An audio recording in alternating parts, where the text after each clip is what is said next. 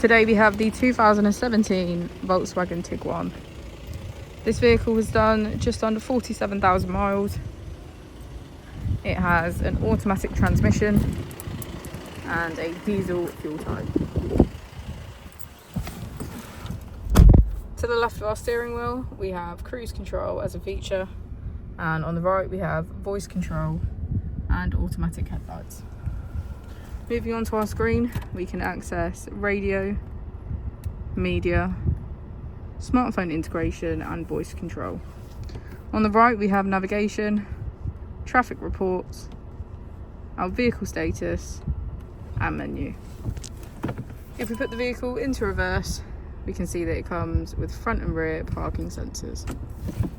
Just below our screen we have our dual zone climate control with heated seats on either side. As we go into the back of the vehicle, we can get a good view of our panoramic roof.